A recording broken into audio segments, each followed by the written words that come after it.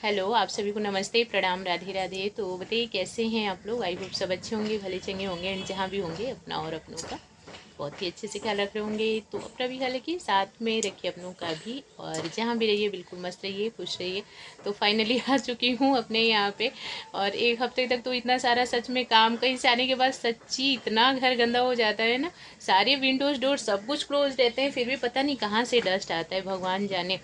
तो एकदम बिल्कुल भी मतलब ऐसा हो गया ना कि घर जब साफ सुथरा नहीं रहता ना, तो माइंड जो है ना वो ऐसा लगता है कि सारी चीज़ें हमारे सिर पे ही हैं। जो भी डस्ट है वो घर पे नहीं है, हमारे ऊपर ही रहता है। ऐसा फील होता है, एकदम मन भारी भारी सा, कुछ भी करने का मन नहीं कर रहा था। बस मैं सफाई में ही लगी पड़ी थी। और यही होता है, कहीं जाएं तो फिर काम, और आए तो भी काम। तो आने के बाद फिर सारे कपड़े धुले, जो भी लेकर के जाती हूँ ना मैं, आने के बाद उन सारे कपड़ों को धो करके ही रखती हूँ। वहाँ भी धुलते हैं कपड़े, बट ऐसा लगता है ना कि जल्दी जल्दी में धुला, यहाँ आकर के एक बार अच्छे से क्लीन करके रखना सारी चीज़ें।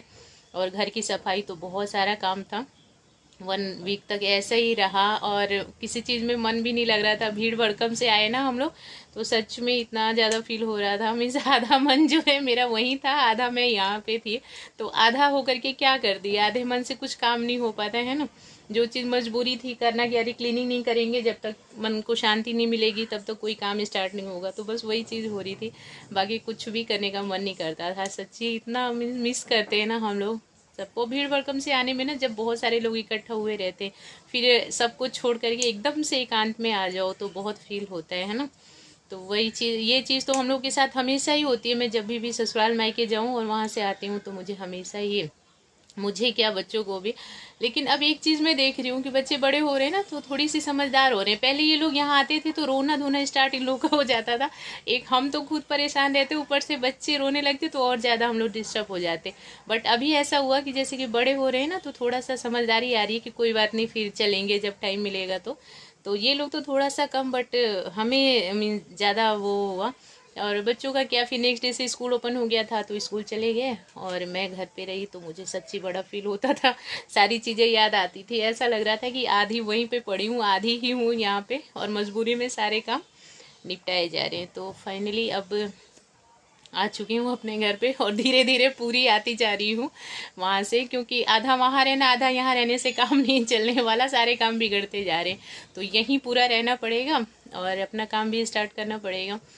तो चलिए फिर पीते हैं चाय, और फिर मिलती हूँ आप लोगों से।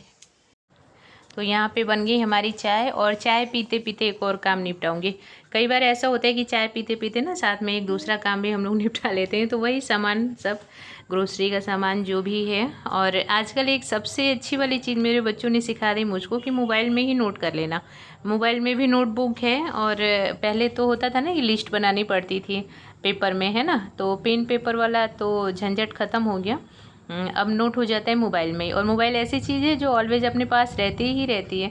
तो इनफैक्ट बल्कि ऐसा हो गया कि अब मुझे कोई भी चीज़ याद आता है तो मैं पहले डायरी रखती थी किचन में, और उसमें नोट कर लिया करती थी। अब तो बस मोबाइल में नोट कर लेती हूँ, बहुत ईजी लगता है। और मोबाइल हमेशा अपने साथ रहता है, कभी भी बाहर गए वो। तो ये काम मुझे बहुत ही ज़्यादा मुझे ईजी लगने लगा। तो लाइफ जो है ना बहुत इजी होती जा रही है। और मुझे ऐसा लगता है ना कि जितनी इजी लाइफ हो रही है उतनी ही हम लेज़ी होते जा रहे हैं। मीन्स लाइफ तो इजी हो गई बट हम लेज़ी हो गए बहुत सारी चीज़ों में। मैंने ऐसा देखा हुआ है। पहले क्या होता था कि कपड़े वगैरह हाथ से धोने होते थे ना, तो थोड़ी सी एक अलग ही वो रहती थी। अभी क्या हो गया कि मशीन धो देता है, तो ऐसा लगता है कि सुखाने वाला भी एक मशीन आ जाए कि कपड़े भी वही सुखा दे। मीन्स कपड़े सुखाना भारी पड़ गया। तो चीज़ें ऐसी होती है। और देखिए जैसे ही कपड़े डाल के आई ना छत पे, आज तुरंत बारिश आ गई। वैसे यहाँ पे ज़्यादातर नाइट में ही बारिश आ रही है, बट आज हो गई दिन में भी थोड़ी सी। तो मशीन में तो खैर सूख ही गया था, बट उतना भी नहीं ना, जब थोड़ा सा धूप की तो ज़रूरत पड़ती ही है। तो एकदम से बारिश आ गई तो आ गए सारे कपड़े नीचे। तो छोटे छोटे जो हैं वो तो खैर सूख चुके हैं। जो बड़े कपड़े हैं, पैंट वगैरह थोड़ी मोटी होती है, तो वही सब रह गया है। तो उसको हम नीचे ही डालूँगी। टी शर्ट्स जो हैं हैंगर लगा करके, और नीचे ही डाल दूँगी, फ़ैन में सूख जाएगा। और कंफर्ट डाल के रखते हैं कपड़ों में, तो थोड़ी सी स्मेल आने की भी कोई दिक्कत नहीं होती है। नहीं तो नहीं, 1 बड़ा 1 छोटा हो गया बहुत ज़्यादा। हाँ, ऊपर वाला ज़्यादा बिग हो गया। भैया ओके है क्या? पीछे होना थोड़ा, देखो। हाँ सही तो है। सक्सेस कहाँ से नहीं, ठीक है। इस आगे की तरफ से थोड़ा ऐसे जाना, समोसा जैसा जाना। समोसा? हाँ भाई समोसा